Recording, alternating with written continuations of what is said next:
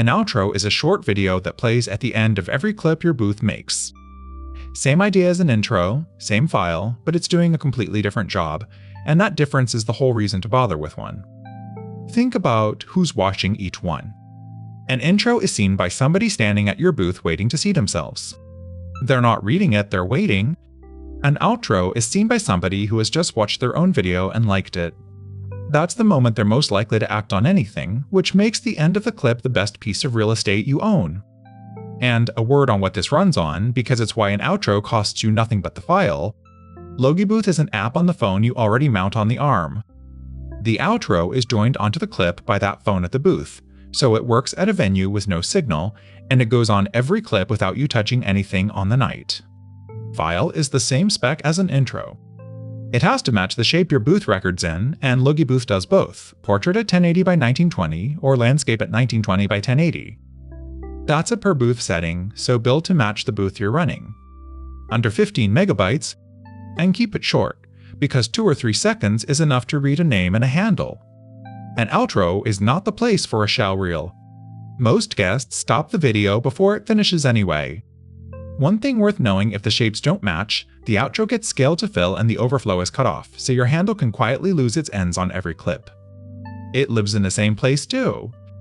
Open the Event, Branding tab, scroll to Video Branding, and Outro Video is the third row down. On an event with nothing set yet, all 3 read Not Set optional. Tap it, pick a video, and trim it in the picker on the way in exactly the way you would an intro. And once it's set, the row looks like this: a blue tick and a long file name your phone made up rather than the one you saved. Both of those are normal. The tick is the part that tells you the upload finished, and the upload is what lets every other paired device at your event use it. So what actually goes in it? The clip has already done the selling by this point. The guest has watched themselves, and they liked it. So the outro only needs the things somebody would need in order to find you afterwards.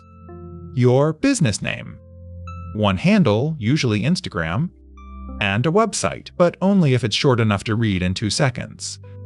And resist the urge to add all 3, plus a phone number, plus a QR code, plus a tagline. Pick to the actual situation: somebody's holding a phone, watching a video that's about to end, probably in a room with music playing. They are going to remember one thing. So decide which one thing that is, and let the rest go. Now, one thing people genuinely mix up, and they're 2 different features. The outro is what we've been talking about. It plays at the end of every guest clip from your event. The end card is a separate thing that belongs to promo reels. When you build a reel after an event, the app asks you for a booking link and puts that on an end card at the finish of the reel. It doesn't use your outro, and your outro doesn't use the booking link. 2 different things in 2 different places. Quick note on plans, same as the intro.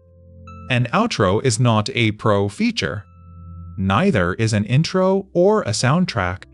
Pro changes one thing, which is whose brand is on the clips, so on a free account you get our watermark in place of your overlay and logo. Your outro plays either way.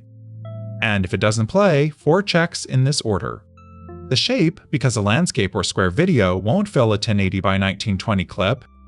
Whether the upload finished, since no blue tick means it didn't.